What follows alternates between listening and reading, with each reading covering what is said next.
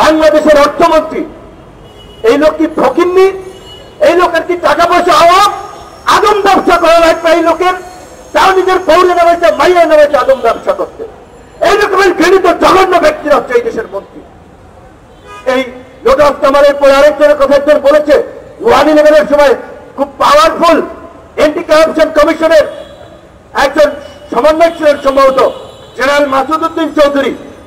অবরত দেশে থাকতে দেওয়া উচিত হয় নাই। 111-এর এই কুলাঙ্গারদেরকে দেশ থেকে পিটিয়ে সীমান্ত দিয়ে ভারতদেরকে পার করে দেওয়া দরকার ছিল। আজকে এই জেনারেল মাসুদউদ্দিন এই দেশের এমপি হয়, 111-এর সময় খেয়েছে। আব্দুর রহমান ভাই যেটা বলেছে, ব্যবসায়ীদেরকে তুলে নিয়ে চাঁদাবাজি করেছে। এখন এই জাতীয় পার্টির ঘাড়ে সবার হয়ে শেখ হাসিনার আশীর্বাদ নিয়ে পার্লামেন্টে বসে আবার এই আদম ব্যবসার সিন্ডিকেট করে তুলেছে। এই মাসুদউদ্দিন, এই লোটাস কামার, এই আরেক বেনজির ঢাকা 20 আসনের এমপি, সবাই কিন্তু আওয়ামী লীগের এমপি। দেখেন আরেকজনের কথা আর কি বলবো, আমাদের সাধারণ সম্পাদক বলেছেন তিনি তো ওবায়দুল কাদেরের পেয়ারের লোক, পীড়িতের লোক, ঘনিষ্ঠবাদের লোক।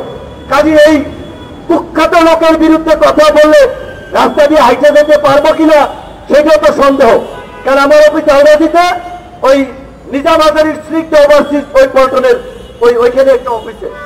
তো এই নিজাম আজারিকে নিয়ে দুটো পত্রিকায় নিউজ হয়েছে। ফেনীতে তার যে বাংলো বাড়ি, পত্রিকাগুলো রিপোর্ট করেছে 450 থেকে 500 কোটি টাকা ব্যয়ে ওই বাংলো বাড়ি নির্মাণ করা হয়েছে। সেই বাংলো বাড়িতে 2টা হেলিপ্যাড,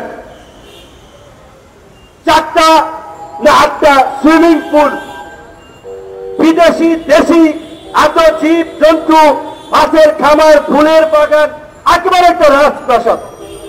নিজাম আজারির বাচ্চাদের 14 গোষ্ঠীর কেউ জমিদার ছিল? নিজাম আজারি চট্টগ্রামে কলেজে পড়াশোনা করেছে, ছাত্রলীগের রাজনীতি করেছে, চান্দাবাজি ধান্দাবাজি করে করে ভাবে এমপি হয়েছে। সেই নিজাম আজারি কিভাবে আজকে 500 কোটি টাকা বাংলো বাড়ি করে এবং সেই বাংলো বাড়িতে ওবায়দুল কাদের যে কেক কাটে?